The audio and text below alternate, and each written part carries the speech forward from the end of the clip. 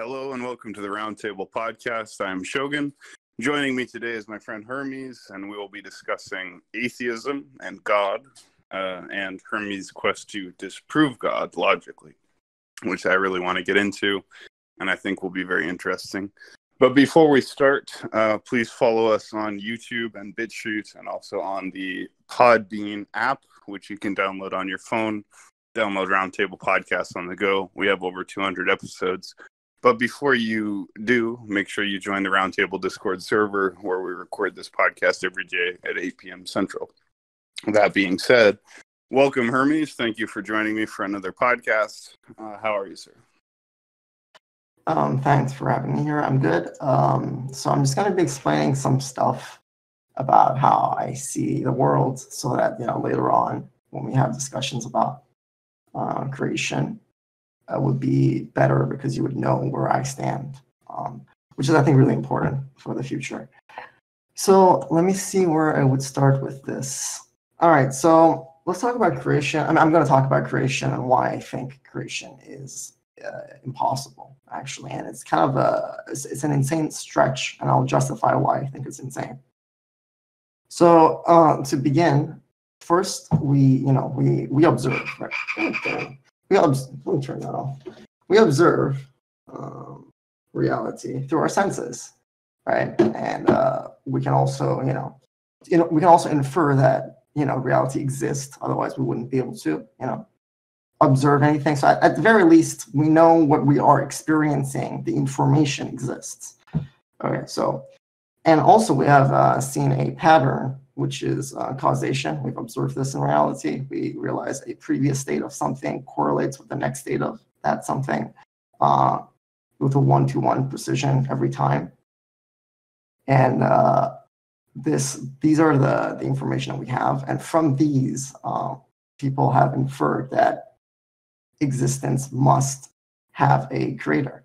And I'm going to explain why that is not possible. So, from these observations, we have jumped to the conclusion that existence needs to come into existence by a creator that existed before existence to create existence. That's basically a way of putting it. And this is not a straw man, and I will go further and explain why. Let's see. Also, we're using causation to infer that there was a cause to this. So another reason why we infer that creation exists is that we see causation, and then we kind of like reverse that and say, oh, okay, so this is the current state of the universe, therefore there must have been a cause for it. But the insanity of creation is that you're trying to explain causation by coming up with a causeless cause that does not require explanation, which is not only deferring an answer, it's adding extra unverified assumptions to mask your inability to answer that question by giving that exception to that answer. So it's kind of like a sleight of hand magician technique. In addition, creation, one of the arguments for creation is the complexity of the universe. We assume that because the universe is so complex and everything works out so well, and this kind of means we can infer that there must have been an intelligent designer behind it. But this also is insane, and I'll explain why. So in order to explain the complexity of the universe in our current state, we are then assuming the cause of it is a more complex creator God that is more fantastical than the universe we're trying to explain. So we come up with an answer that's more fantastical, and therefore that is insane. Because not only have we not answered that question, we've come with so let's just say we follow through with that. Okay, fine. We answer that, there is an insanely super awesome, all-powerful, infinitely complex, infinitely whatever God that created the universe. But then that leaves a bigger question: what created that God? So you're replacing one problem with a bigger problem, which why creation is also insane. And I would like to go further to explain why insane is also even more insane. So causation can really be seen as change, because it's like a difference from one moment to another, and that's what we need to infer that causation is even a thing. And we kind of can't infer that there is this, continuity, because there's a difference between one moment and another moment. It seems that change is a constant. And if change is a constant, it implies that there's flow, or I'm repeating myself, but I know it implies there's a continuity. And for continuity, you would need to have basically a loop. There's no other answers that I have found yet that answers continuity. And I'll explain why this is different from the infinite regress. So let me explain what I mean by continuity, which is basically just a cycle. So A goes to B, B goes to C, C goes to A, and continuous. So I did not require an infinite number of points or anything infinitely large to create a continuous loop. In fact, you need even two things. Two things alone is enough to create a loop. And three things is actually more precise. But even two things, you can say it's bouncing back and forth. It's technically a 2D loop. And also another property of loops is that the totality of any loop is 0. So it's okay. So I can explain this really easily in a visual way to understand, and that is if you're on a loop, and by loop I mean a closed circuit. That's a really good way of imagining it. Think of it as a closed circuit. The circuit has to be closed for there to be a flow. Otherwise, there's no flow. So, God, I was going to go somewhere with this and forgot. The flow of consciousness. So yeah, I'll just explain the electricity thing real quick and why that's a good analogy. So if you are to extend any closed circuit, doesn't matter how large you make it, as long, like if you get like a line, just a straight line, and don't connect it, even if it's infinitely large, there will not be a flow. So that is what infinite regress is. It's not really answering the question. It's an infinite deferral of an answer. It's like refusing to answer every time by saying, no, this is it. And then, no, this is the answer. No, this is the answer. It goes on forever and ever. But a loop, on the other hand, answers the question an infinite number of times. So one is not answering the question an infinite number of times, which is infinite regress. And loop, on the other hand, explains it all. It also explains symmetry. It explains many other things, and also has a lot of implications. One implication of having continuity is that at some point, given enough number of steps, everything will return back to the exact same moment you're in right now. There's a loop. It's infinite.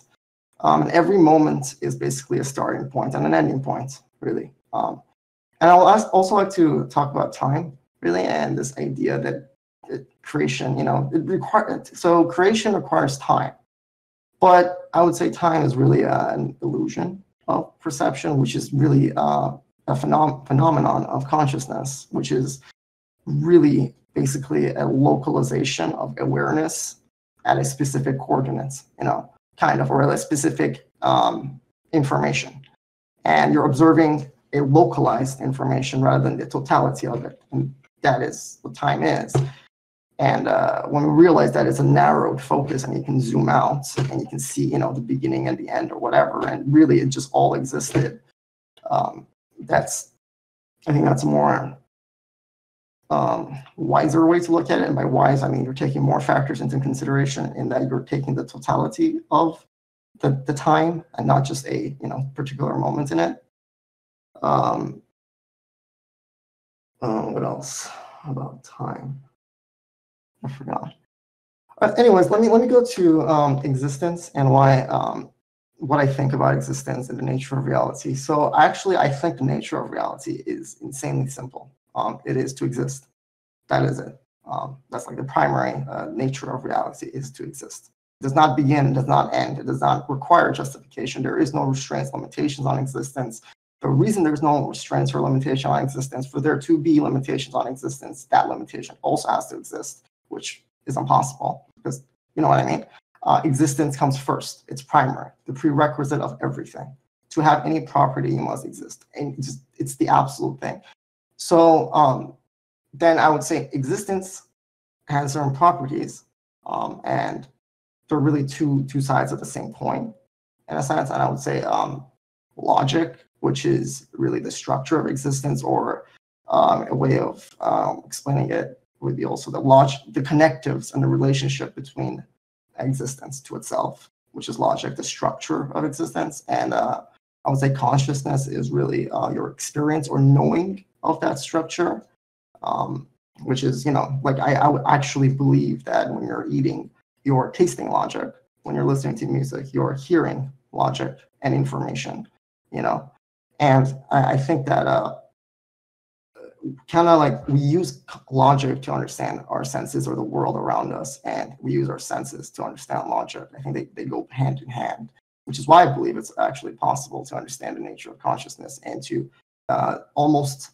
definitively infer what happens after death. The same way we can infer that if we release a specific wavelength of light and it hits someone's cone cells, and we can infer with a very reasonable chance that they're seeing blue, if it's like, I don't know, 400, whatever nanometers. I don't really know the nanometer size of the wavelength. But the point is, we know there is a direct connection between structure and experience, because we are made up of things, matter and particles, and the universe, as far as we know, it does not contradict itself and is logical. We are conscious, and we can therefore conclude that perhaps consciousness is also logical. And I would, try to use that principle of as above, so below, which is what we use for almost everything to understand stuff. Equations is kind of like that too, really, because you're trying to understand one side by understanding the other side. Really, it's just how we expand our knowledge in a sense. So I would infer that perhaps consciousness, as above is so below, which is matter, and they're really the same thing. What else would I go forward and explain about? I'm going to go with Christianity here real quick, and explain what one of my problems with this is. And it's not just Christianity. I would say it's all creation gods, which stems from the Jewish religion, actually. But I'm not very good with history, so I'm not going to talk out of my ass too much. I'll try to not do that. But let me just give my basic understanding. And I'm sorry if it's a straw man. You can steel man my arguments if you have any problems with it. So here we go. So I would say Christianity is one of the earliest versions of the whole problem, reaction, solution thing. So the problem is God is angry at a disgusting world that he created, but is free. So he is not a response. Oh, sorry, my bad. I wrote it really bad there. So, okay. God is angry at a disgusting world that he created, but because of free will, he is not responsible. Okay, this is really important. Reaction is people are scared and willing to obey to satiate the anger of that all-powerful being, the wrath of that all-powerful being. Then the solution is God sends himself in the form of a human to blood sacrifice himself, his human self to himself, which he then resurrects after 3 days in order to forgive the world, as long as they accept the human form of God sacrificing himself to satiate God's wrath, so he can forgive you. I mean, I think that's kind of like you create a problem, then you create a solution, and you get a desired result from it, which is control and a predictable response from people. And I can understand why for certain reasons this could have been necessary at a certain point in our development as a species, maybe. But I would like to go on a little bit further into what I think about religion and why I think that's actually not the best way to go about things. So I've said this before once, and that was that religion really is one way of dealing with the problem of not knowing. Okay, I believe there are two ways of dealing with the problem of not knowing. One is to expand your knowledge, and the other one is to just fill it in with an assumption and then stick to it. Both of them will deal with the anxiety, I guess you could say, of that problem. But on the long term, and I have to emphasize long term here, one of them will lead to improvement while the other could potentially give you a lot of short-term benefits. So let's say you are, you believe in religion, you live a happy life. Don't, just live a long, happy life. And that was it, a simple, happy life. But at the same time, you could say, someone that did not believe in religion and, sacrificed his time and energy in order to accomplish something great, like a cure or something, or understand the nature of consciousness or something, right? And their lifespan was shorter and they lived a miserable life. Do we then go and infer that, that is a bad lifestyle just because of that? No, I would not say so. I would say that on the long term, that sacrifice, even if you're not alive to reap the rewards, is the way to go, in that it's more beneficial if you're trying to attain the goal of increasing the chance of humanity continuing, at least. I can also go into morality. And what I think about morality, I think morality is really a system of priority. It's just like a computer. Computers can be just as moral as us. It's really just what you attribute value to, and compare and contrast, really. So we can say that anything that moves us away from our goal is bad, and anything that moves us towards our goal is good. But then, the problem is what is our goal and how do we determine that? Where did that come from? And if we go further back, it seems that really it's biology. We've inherited all of our values and systems from biology because we are life forms, and life forms have programming, and that's just how it is.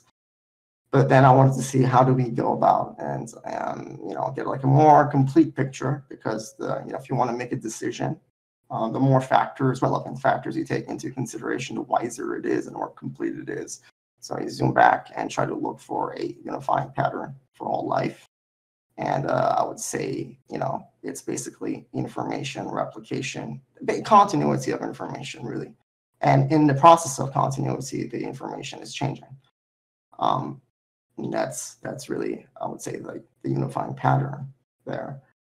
So we can from that infer that one of the necessities of life is, continuity and being able to pass that information. So if I were to devise a system of morality, and to take the largest, not largest, but the most number of factors into consideration, I would then basically say anything that can ensure continuity is moral.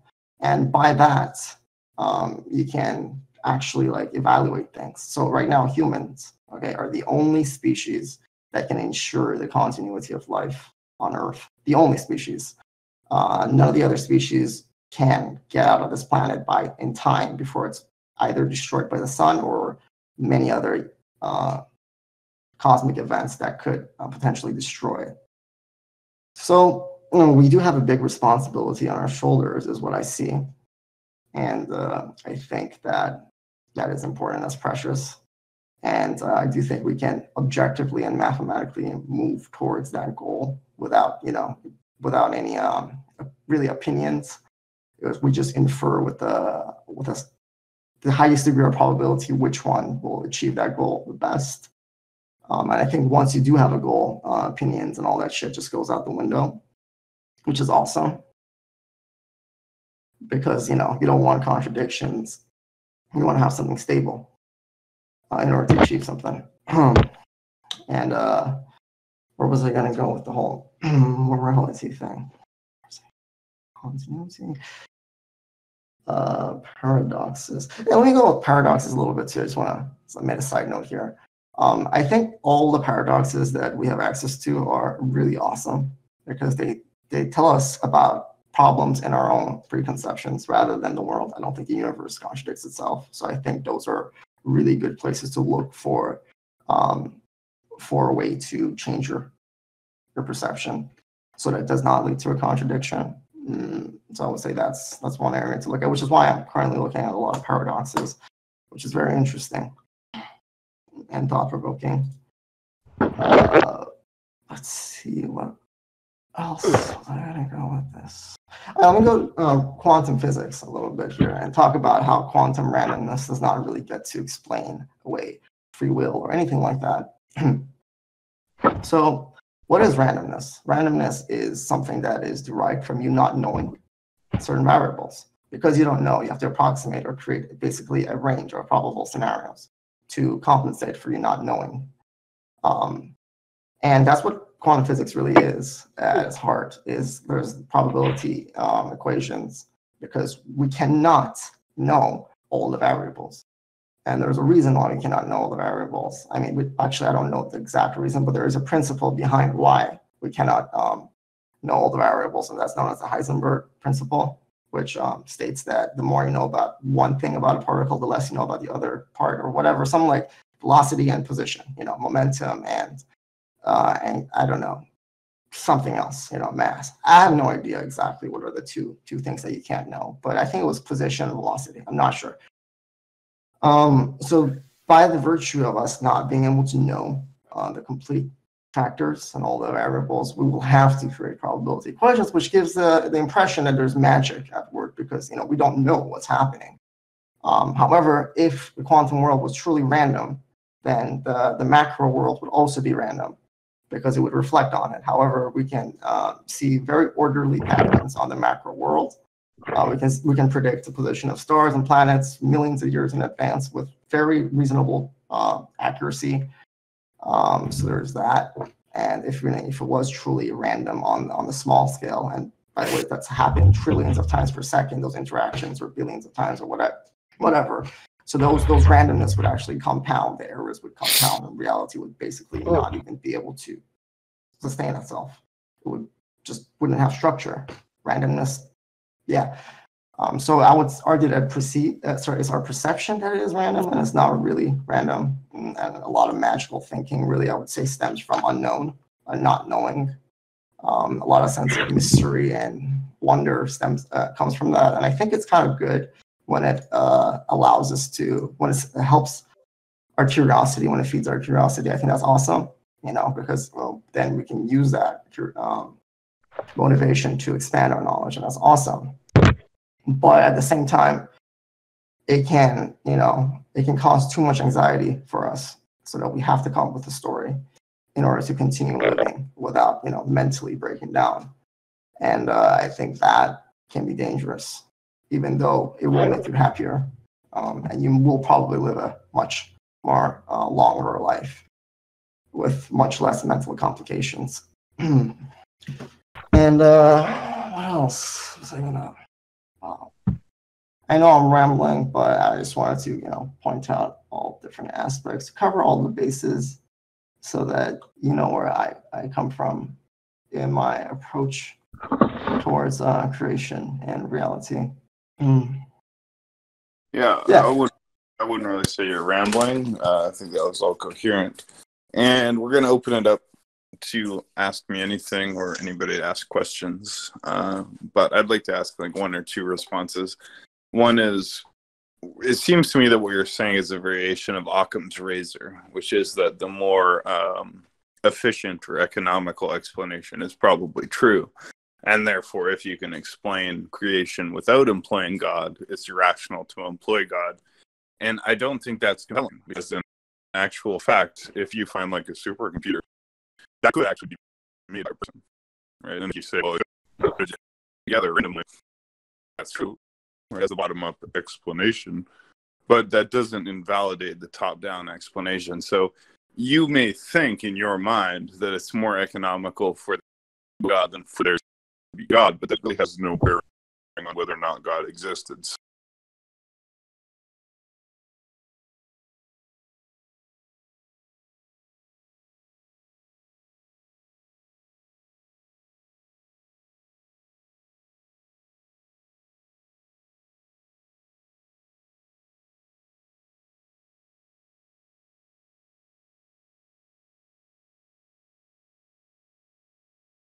So in reality, God think is economical for there to be a God. It doesn't matter.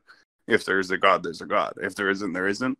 And I guess you can say maybe you consider it more likely, but it doesn't really affect the implication, if that makes sense. Yeah, I got what you were saying. I'm going to clarify where I was coming from. So it's not really so much that it's top down or bottom up. Really, the reason why this is a problem is because you're explaining away a problem, let's just say that supercomputer, by a bigger problem, which is a more complex, more wondrous explanation, which then requires a bigger explanation for itself. So it's not really answering the problem more than it is deferring the problem to a answer that then conveniently is excused from having to answer that question, because it's quote unquote magical and always there or whatever. So instead of applying that always there, to existence, which we see, we are saying no. The answer is mystical and fantastical and has all these properties. So it's not really about bottom up or top down or anything like that. It's really about trying to, at the very least, get closer to the answer rather than further away. And I would say creationism, at the very least, pushes you away from it rather than closer to it, because you're now left with a bigger question than you were initially. That's what I meant. So I'll only take like one more turn before we open it up. But, you come to questions like the mathematical fine-tuning of the universe, which is there's, 4 or 5 constants, electromagnetic force, weak and strong nuclear force, gravity. And these basically determine reality. And if any of them were any different, this world that we have with music and beauty and symmetry and nature and harmony and family and community, none of that could exist. So what you're saying is like all these dials were set to precisely the right calibration by a random chance or without intelligence. And I would just simply say it's much more likely that they were set to those precise calibrations by an intelligent force than an unintelligent force. I would certainly grant you it's possible that it was done by an unintelligent force, but I would say it's overwhelmingly more likely that it was done by an intelligent force. So it's like if you have a radio and it's set to, Hot 103.9 and it's playing pop music, it's more likely that someone set it to that frequency than that someone randomly spun it. But it's certainly possible that they randomly spun it. And that's essentially when I look at this universe, even right now, I mean, my cat, my trees, like my plants, everything's beautiful. It's symmetrical. It has like the left side is the same as the right side. It's just overwhelmingly too perfect to be random. Like you could explain it as random, but that would be extraordinary. So. All right, so I'm not saying it's random. I don't actually. I would say randomness, as I initially tried to explain, it's just not knowing. So I wouldn't say it's random. I do think there's a structure to it, and I do think that structure is logic. I think through logic, I know through logic you can basically create all probabilities, and I've explained this with the file. But let me explain the fine-tuning thing and why that is same level of insanity as the one I was going beforehand, which is a more complex creator, creating a less complex world or a lesser world to explain that lesser world. And that's the thing is, what you're doing, you're explaining fine-tuning, right, which is the factors, the constants that determine the structure of our universe, which I have to also point out, which, the majority of this universe that is supposedly very fine-tuned for life is void of it. So I just want to point that out. It's a very, very, very, very small part of this universe that we know of, the observable universe that has life, and that took billions of years of trial and error to create where we are. As far as we know, based on our best inferences, that is the case. So I just want to put that in the mind while I go on further with why fine-tuning is kind of not a good justification for a creator, because what about the fine-tuning of the creator, right? Which is more complex. You're explaining a problem by creating a bigger problem, which it puts you further away from coming to an answer. So you're not really advancing knowledge. You're not getting closer to the truth by doing it. You're not doing anything other than basically God of the gaps. You don't know, therefore God. That was right. So I understand the logic of this, right? So the logic of this is it takes more brain power to explain God than to use God as an explanation. And that's correct, right? It actually takes more brain power to understand how God could be than to understand what God could create. But the thing that I disagree with is that is a problem, right? So in reality, like, you might not understand me, Shogun, but I could write a book and you'd be like, I don't understand the book, but it's even harder to understand that someone wrote the book. But that doesn't change that I actually did write the book. So in other words, what I'm saying is, although it is indeed harder to understand God than to understand God's creation, that isn't actually a problem with saying that God created a creation. And then you would just simply say, we can't understand God, right? Because an ant can't understand a human, right? So if a human makes a city, an ant can't explain that. And certainly for the ant, it would be harder to assume the human existence than just that the city had come about on its own. But actually, there were people who made that city. And the fact that the ant couldn't understand how they made that city isn't actually a problem for the fact that a conscious force created this thing. So all I'm saying is, yes, we may need more brain power to understand God as creator. That doesn't mean that that's an invalid explanation for what we perceive, which is the universe that exists. Okay, I'm going to respond to that. I'm going to add on to actually why I would make a further case against creation and why it leads to another insanity, which I will go further explain. I'm going to explain why this is actually a problem, and that is, you're trying to explain the complexity of the universe by a greater complexity. That's the issue. So you're sure you can say that is fine. You can say that's the case. Sure, the creation is less complex than the greater. All right. What does this mean? What can you infer from it? How will this continue if you take it to the logical conclusion? That means that the creator of the creator will have to be more complex, and the creator of the creator will have to be more complex, and this will go on forever. But the problem with this is like an open circuit. You're never going to come back to the same point. It's a deferral of an answer, really. You're just saying, oh, okay, God, well, who created God? Oh, definitely a God there had to be a God greater than God to create God, obviously. And then, but then who created that? And then you're like, oh, there had to be a God, but obviously, I mean, how could there be such a complex thing? And you can just go on forever and ever and ever, and this is really not expanding our knowledge in any way, shape, or form. I would say this is actually essentially a form of contradiction in that it does not lead to a conclusion ever. It's just a continuous deferral.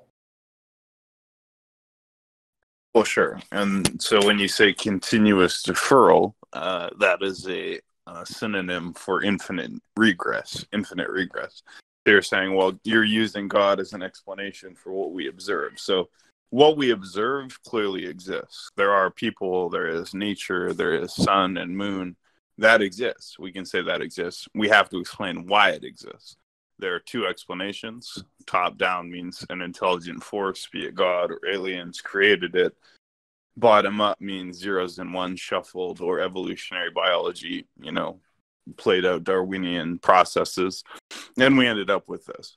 And all I'm saying really is the fact that it seems to you less credible that an intelligent force created this is essentially irrelevant, basically. It really is logically irrelevant. So what you're saying is, well, that doesn't answer anything. It creates an infinite, but that doesn't matter. Like, it's like the expression, facts don't care about your feelings. So maybe, like, it might not make sense to you that I'm God and I made everything, but I did. Like, it literally doesn't matter that you don't understand it, because you're not expected to understand it. You're not able to understand it. You're not part of the order of intelligence that even could begin to understand it. In the same way that an ant can't understand human behavior and how the Twin Towers were made, you saying, well, God is even a more complicated explanation than that it randomly happened. It's irrelevant. It doesn't matter. Because if that's what happened, that's what happened. And your inability to understand it, or your feeling that it's a more complicated explanation, is irrelevant. So I'll give you an example.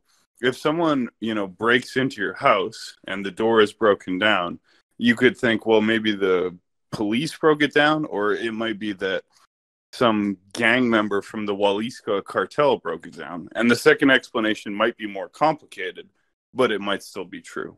So the best you could ever say is it requires more assumptions, but that doesn't matter. literally doesn't matter. And I would argue it requires less assumptions, honestly. You know, but that's All it. right. Let me rebuttal that. So see, the problem here is, first of all, you said something exists, we observe it exists, and then we're trying to explain why it exists. First of all, I would say that's a very arrogant statement from our human perspective. It exists. And I was saying existence is self-justifying. It is. It exists. But we observe causation, which, then lets us to infer there was a cause. But as I said, this also means a causeless cause or an infinite, regress, as you also point out. But the problem with an infinite regress isn't my lack of understanding. That's not at all that's not what I'm pointing out here. I'm not saying I don't understand, therefore this is the case. That's not the argument I'm making.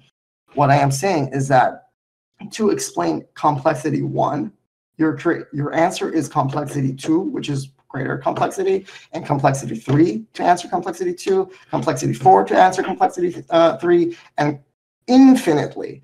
So, but the thing is, when you approach infinity with that, you have still not come up with an explanation to the complexity. All you have done is just say it's more complex. That's it. You have not come up with a reason. It's kind of, again, a sleight of hand, really, if anything. It's giving you the illusion you have solved the problem when you actually haven't. But the thing I'm really trying to explain, or at least express, is that there is no problem, right? So let's say that I say to my child, this is the way it is. They may say, I don't understand it, but that doesn't matter, right? So you're presupposing that your credibility or your credulity, what you think makes sense or what explains things to you as a human being, is relevant. And I would just simply say that isn't relevant, right? Because you could very plausibly imagine that there's a higher order intelligence that simply says, you do not understand me and I don't care, right? And your presumption, in my opinion, is I'm a human and my opinion matters and you have to make sense to me. And this explanation has to be economical according to my human judgment. And I would just say to you, God or whatever is the creator could very easily and simply say, it doesn't matter at all that you don't understand me.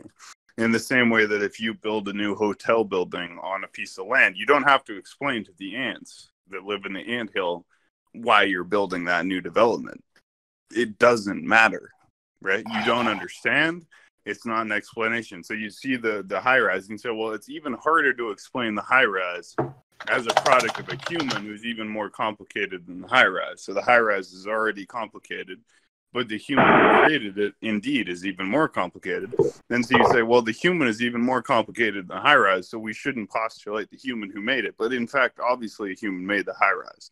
And the fact that a higher order complication creates a lower order complication is not actually a logical failing, it's a logical inevitability, because higher order consciousnesses create complicated structures. So to say, well, a complicated structure must have no conscious, source is not logical. You think it's logical because it requires an extra step, but that extra step, what I'm trying to tell you, is not actually a logical problem.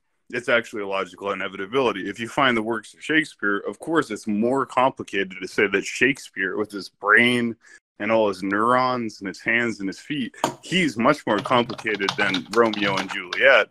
But in fact, he exists and he wrote that book. So not only does this thing exist, but an even more complicated thing exists that created this thing. So thinking that logic is looking down to reduce to the minimum, it's just invalid. All right, sure. So I'm just gonna.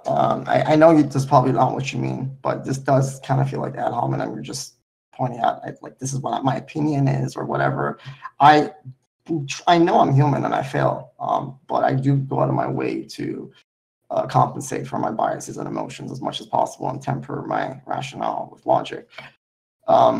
So that, but the problem that I have with the answering complexity with greater complexity is that you're not answering complexity. You're not. You're just saying complexity, therefore greater complexity. There is no answer. If there was an answer, and this does not, again, which one is God? Which more complexity is God? Which one is it? Is it God complexity 3 or God complexity 4, layer 4, God complexity layer 5? I mean, which one is the God? Is it, And in addition, I've already explained how you can have incredible complexity based on very simple mechanisms. And actually, if you go back in time, you'll also see that, from simple things, more complex things arose, such as evolution. Well, let's just go back and look at the other example that I brought up. I'm going to introduce it here as the JPEG example, which really is the ones and zeros.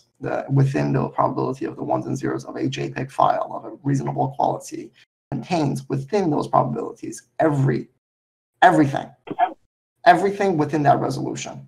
Every image of your life from every angle, from every cell, every story, the script of your life from beginning to end, summaries, comic books of your life, of your future life, of your kids' life in the future, everything exists within that. From alien planets, the atomic structure of molecules in those atomic, anything you can visualize on a 2D screen that can be represented by RGB with that resolution, anything 2D, and even 3D can be explained because, you can mathematically explain with lines and shit.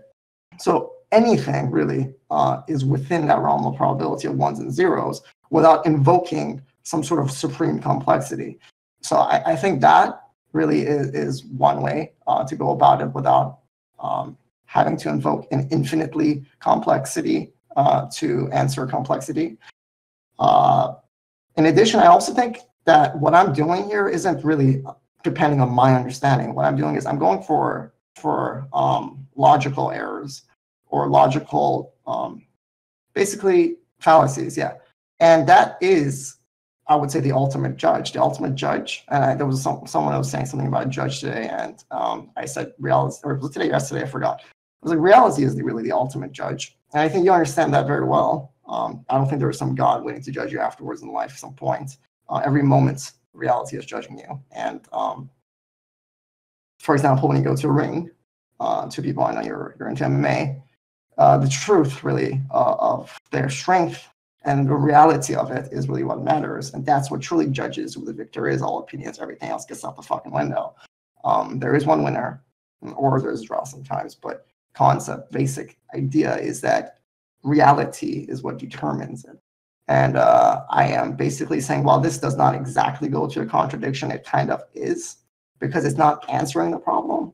And it's, I would say, almost as bad as a contradiction. I'm going to go further on with this and see if I can find a better contradiction to it. But that is what I'm trying to do. I'm not trying to paint myself over it. Well, no, I think that's a great basis for future conversations. I just want to open it up to anybody in the audience who wants to ask a question or make a comment now, based on what Hermes has said. Okay, I'm down. Do you ever think it's ironic that the uncaused cause, the beginning of the universe, created you and gave you free will, and then you use that free will recursively to deny that premise under the assumption that the entire universe must be understandable to you and your ego inside your meat computer? Because I think that's kind of ironic. Right. First of all, I'm gonna thank you for asking that question, but let me point out what that means, what that is, what kind of question that is. That is a group 3 fallacy of sufficiency. It's a group 3 fallacy of sufficiency, which you did. It's also known as a loaded question. To answer your question, I will have to accept your statement, which is that God created me to be true. So I'm not going to do that. Thank you. So, one thing I wanted to say was, when you're talking about how, these complexities, more complexities, and these things are just too hard for us to conceptualize. Do you ever think that these things that are, ridiculously hard for us to conceptualize are probably, the equivalent of, 1 + 1 = 2 to God? These are, simple things. He's working on fucking Windows 389, and we're over here fucking using Windows fucking 95. So one thing that I am proposing really is to use our rationale, infer with the highest degree of probability what makes the most sense and what is most logically congruent. So while I do believe that our understanding of the world will increase and therefore our inferences will change as well. That's how science works. It's tentative, it's humble, and it's objective, and compensates for human failure and biases as much as possible. It's systematic. I do think that is the way to go about it. And while we might not have all the answers now, and we might never have them, I do think that at the end of the day, we have rationale and reason to guide us. And while we may never know everything to be certain, what we do is, we're like, okay, this has like a 80% probability of succeeding. Therefore, I'm going to go with that. For example, you don't really know if your car is going to run. Right? You don't really know unless you open the hood and check all the fucking parts and everything. But you infer, that it's going to run this time that you go turn the key with a really reasonable degree of probability. But you don't really know. But you still live your life by those inferences, and it will carry you as far as it can, the most efficient way possible. That was it.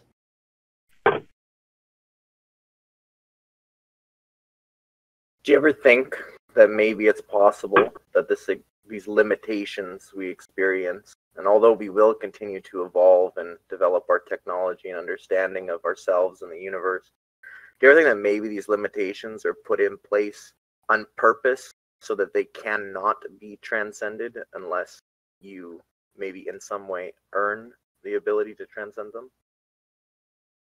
I mean, that's one way of looking at reality, really, because, you can think of reality as that limitation, really, like your own weakness, your own lack of understanding, your own ignorance. Once you pass those barriers, your ability increases. So I like to look at it that way, rather than some evil, intelligent being there, but rather than my own weaknesses in life.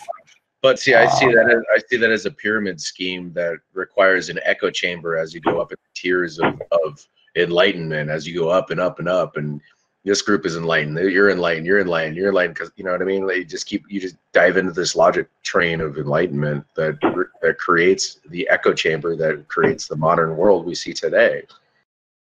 Whereas certain people, a certain group, think they know better, and that shit should roll down the chain because I said so. Like, it's evolution, maybe.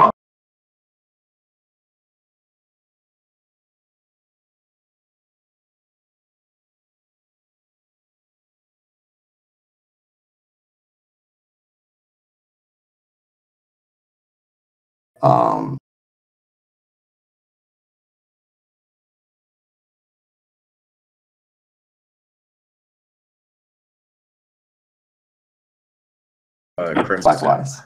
I love all of you, but I want to make this kind of the last question. I think this is a very good podcast. We should do a series and continue. But I just want to ask this to Hermes. So would you not agree that if you find a complex system, such as like a city or a person or a computer or whatever it might be, an animal, you could postulate two explanations? One would be bottom up, which is like random chance and time created it over a huge period of time just through random chance. Or the other would be that an intelligent force created it. Now, in my mind, the postulation that it came about randomly or naturally is kind of easy to understand, right? You shuffle zeros and ones, you create every picture. But it's also pretty easy to understand that an intelligent force could create a sculpture, a statue, or a person, or a computer. So there really is no epistemological superiority to be offered to atheists who say there is no God. And they say, oh, well, it's more complex. It doesn't matter. It literally doesn't mean anything. Like the entire argument that you make is that saying there's a creator to create something involves one more step or one more complex step than saying it came about randomly. But that actually doesn't mean anything. Infinite steps. Yeah, exactly. So all I'm saying is you could, in fact, be a brilliant carver who creates a sculpture of a person. And you'd look at that sculpture and you'd say, well, it's even more unlikely that there was an even more amazing thing than that sculpture, because that sculpture is already amazing. But for it to be made, it would require you postulate a sculptor, which is even infinitely more complex than sculpture. And then you'd say, well, that requires more assumptions and must not be true. But you can easily say, well, in fact, that statue did have a sculpture. And the fact that the sculptor was more complex than the sculpture is not relevant. So in other words, I think the whole basis of this atheist argument is invalid. It doesn't mean anything. Sure. I'm going to just make a really, really quick response to that. One of them, really, because I'm going with the understanding of continuity and flow, really. And as I said, if you have a line, which is an infinite regress, it doesn't matter how much you stretch it, there is no flow. through it. And I know I'm not really doing a good job explaining what I mean by this, and I'll do a better job hopefully with visuals in my book. But it's just that a loop, right, can answer complexity and simplicity at the same time. You could say simple leads to complex, and complex leads to simple ad infinitum. That's cool, and that makes sense. And we can think of that as a continuous Big Bangs or whatever from a physical representation, cycle. That is coherent to me because there's a flow, there's movement, there's a point by which I can actually find an answer. And actually the point is every point in it. Whereas the other one, it's really just there's an infinite never answer. So that's the way I go with it. And I would actually like to say one last thing also to finish this, to make it maybe even a little ironic, and that is God. If I were to define God, how would I go about it, and what would be the route I would take? And that would be to look for the necessary and sufficient conditions of Godhood. Now there are some people say there's 4, some people say there's 3. One with the 4 leads to a contradiction, the Epicurus paradox. God being all powerful, all knowing, all present, and all good. That's not compatible. However, one thing that is coherent is all powerful, all present, all knowing. But then by that definition, God would be everything, because everything is all present, all knowing, all whatever. So really, another word for God would be to just say existence, because existence, it just exists. And it's, the circle of existence, where you can say it's all, and there's everything that exists, that circle within it. You could say maybe that could be labeled as God, but I think that's just a mystical word attached to a very clean and coherent mathematical concept. That's all. All right, so I'd like to respond to that, but before I do, I think Avura wanted to speak, so go ahead, Avura. Okay, I'm actually trying to respond to you, Shogun. Your earlier, something that you made early on in the podcast, that this complexity can only be explained through an intelligence, at least in your opinion.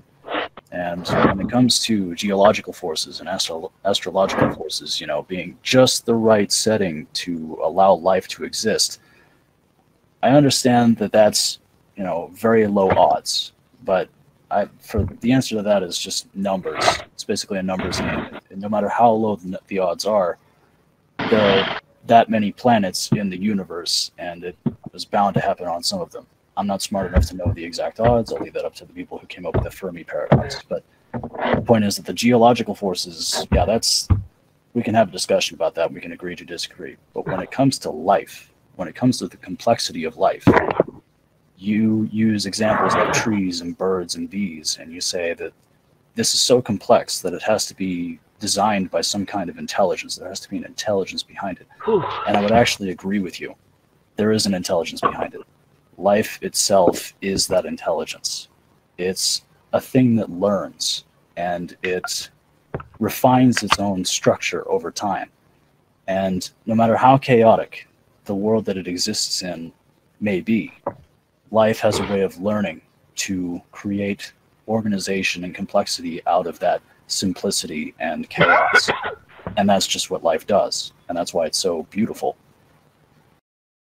So yeah, I'm going to add on to that real quick too, because Hardegg said something I just really want to add on to it. Thank you for bringing that up. That was one point that I completely missed. And that is the whole fine-tuning thing. There's another answer to that. Well, not an answer, but another additional information that you can latch onto it, which is the idea that if you were to have a world with many probabilities, and most of them, let's say, are void of life, then it doesn't matter, because those worlds that are void of life do not have life to be aware of that. Therefore, it is only possible for life to exist on those finely tuned universes, which makes it 100% chance of that happening, really. Life will always be in the universes that have those particular conditions for it to thrive. So it's really not a mystery so much as it's just, yeah, that's obvious. Well, all I'll say about that is there are, so I was married for over a decade to an atheist who didn't believe in God, didn't believe in religion, didn't believe in church, didn't believe in Jesus or any of that, right? And so I talked to her all the time. She was my wife. So we had constant conversations. And I came to understand that actually you can't prove that there isn't a God and you can't prove that there is a God, because all you're arguing is that there is no top-down creation or there is no bottom-up creation. But you can't say either of those, because either of those are totally coherent. So this is what actually Hermes said to me that made it very clear to me. If you shuffle zeros and ones long enough, you'll create every picture that ever existed. Therefore, it's entirely plausible that shuffling zeros and ones will create all of creation. However, it's also possible that a sculptor, a writer, an artist would create something, or a computer would be made by a designer. So it's a non-argument, really. It's just like, what do you choose to believe? Do you think it comes from the bottom up, or do you believe it's from the top down? There's no ideological supremacy on this, right? So that's what I'm kind of saying. Like, people who are atheists and think like, oh, Christians or religious people are so unreasonable because they think God made the world. That's 100% reasonable. At the same time, you could say like, oh, it came from the bottom up. It's just random. That's reasonable too. I don't believe it though. Not even for a minute do I believe that. But it is logical. I would like to just add on something there for a second. So what I'm trying to do here is basically we come to a conclusion in the sense that no two ideas are, you could not no two, but most ideas are not equal in their strength. The arguments are not equal in strength. Just like that ring where the fighters go to determine who comes out a winner. I do believe argumentations are kind of similar in that there is a stronger argument to be made. And I do believe with a very, I don't believe, I think unless convinced otherwise definitively, I do believe I know that I created a more coherent explanation than the infinite regress. And therefore, I would say by that metric, my idea is not equivalent to the Christian idea of creation. It's superior, objectively, mathematically. Yeah. And so I think this has been actually really good material. Even though I've been arguing against you, I think you've expressed your opinion very well. It's very logical and very coherent. And I think we should just continue an ongoing series of discussions. But this is a good basis. So unless anybody has something they particularly want to ask or bring up, I would suggest that we close it here and we do like a series. Does anyone have something they wanted to say? Okay, so Hermes, thank you. Did you feel like you got a chance to express your opinion? Oh yeah, thank you. I feel like I got some stuff off my chest, and it really feels good. Thank you. Fantastic. Well, I thought that was great. And as you know, I want to debate this like in an ongoing way, because I think you're very intelligent. You don't believe in God. I understand why you don't. I'd like to explain to you why I do. And I think that would be an interesting event for all involved. So, fantastic. This was our second episode. Please join us on the YouTube and BitChute channel. Subscribe. But most of all, join the Roundtable Discord server every day at 8 p.m. Central. We record the podcast. Thank you, Hermes. We'll do more. Welcome back, Remnant. I love you. And let's jump up to Roundtable 1.